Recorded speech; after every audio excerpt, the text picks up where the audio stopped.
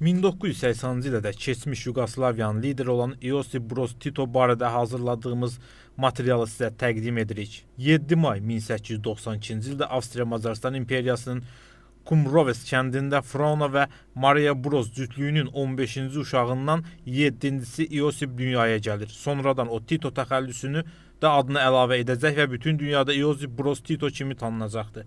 Oğlan uşaqlıqdan bəri gözəl geyinməyi, laklı dəri çəkmələrdə addımlamağı arzulayırdı. Buna görə də gənc Iosif şəhərə gedir və ofisiant kimi işə düzəlir. Ancaq oğlan xidmətçi olmağı alçaldıcı hesab edir və gözəl paltar geyinmək üçün başqa bir seçim edir. Orduya yazılır.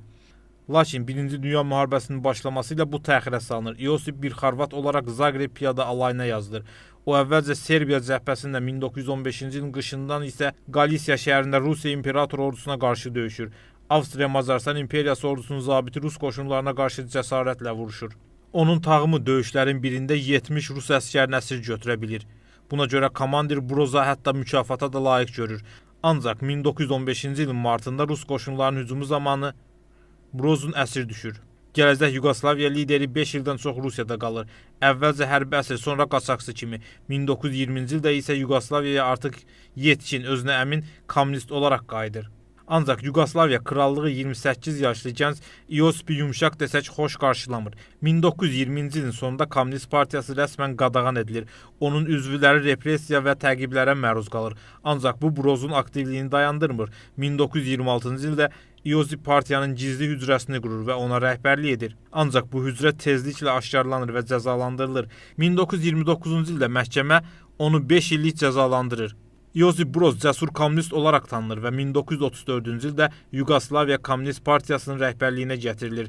Müharibələrarası dövrdə Broz SSR-də çox vaxt keçirir. SSR-də ona ciddi şəkildə stavka edilir. 1937-ci ildə Broz artıq Yugoslaviya Komünist Partiyasının rəhbərlik edirdi. Təxminən bu dövrdə Tito ləqəbi onun adının sonundan görünməyə başlayır. Belə ki, Iosif tez-tez tabeçiliyində olanlara xorvatca göstəriş verirdi. Tito, yəni sən edəcəksən.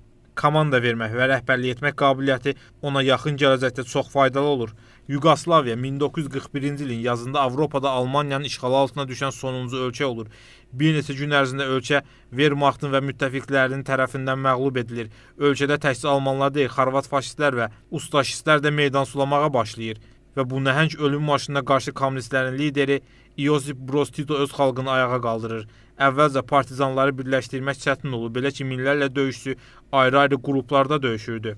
Lakin Tito təşkilatçılıq bacarığını göstərir və tezliklə Yugoslaviya Xalq Azadlıq ordusunu qurur. 1943-cü ilə qədər ordu o qədər böyüyür ki, artıq almanlara tək başına mübarizə apara bilir. Belə ki, 1943-cü ilin yazında Sutsek yaxınlığında döyüşdə 18 minlik Yugoslav partizan 120 minlik Alman qruplaşmasını və onun müttəfiqlərini geri çəkilməyə məcbur edir.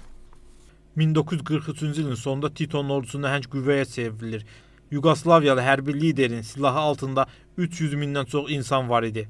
Bununla Tito hər şeydən əvvəl SSR-yə böyük kömək edir. Tito nəinki faşistlərin qüvvələrini çıxara bilir, həm də ölkəni tək başına azad edir. Təbii ki, Sovet İttifaqının köməkliyi ilə 1944-cü ilin sonuna qədər Yugoslaviya Xalq Azadlıq ordusu və Qırmızı ordunun qoşunları Yugoslaviyanı demək olar ki, tamamilə azad edirlər. Yugoslaviyalı döyüşçülər daha sonra almanları əzməyə davam edir və 9 sentyabr 1945-ci ildə Yugoslaviya Xalq Azadlıq ordusunun baş komandanı Iosif Broz Tito SSR-nin ən yüksək hərbi ordeni olan Qələbə ordeni ilə təltif edilir. Bu ordenlə yalnız Qırmızı ordunun və müttəfiqlərin marşalları və generalları təltif edilirlər.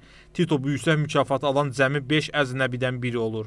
Orduya rəhbərlik etməyi öyrənmiş Tito özünü siyasətdə də eyni şəkildə aparır. O, Moskvanın əli ilə oturub durmayan yeganə kommunist lider idi. Ölkəni faktiki olaraq tək başına azad idarə edən Tito özünü Yugoslaviyanın yeganə lideri kimi hiss edirdi.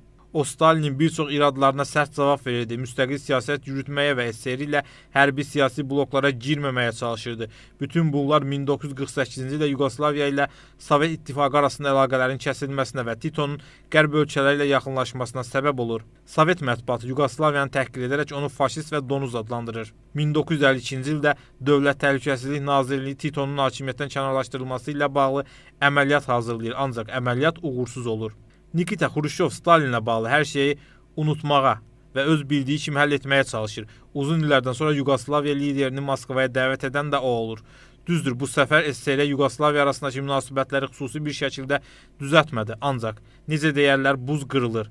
Brejnevin dövründə ölkələr arasında münasibətlər əvvəlki tək çətin idi, lakin Tito haqqında mənfi fikirlər Sovet mətbuatından yığışdırılmışdı. Tito bu səfər zamanı rus dilində sərbəst danışırdı. İki ölkənin kommunist lideri bircə ov edirdi. Bir neçə qarşılıqlı səfərdən sonra Tito və Brejnev münasibətləri normallaşdırmağa getdilər. İosif Brozun bəzi qərarları Brejnevdə açıq-aşkar simpatiya doğururdu. Bundan sonra Brejnev də Yugoslaviyaya səfər edir.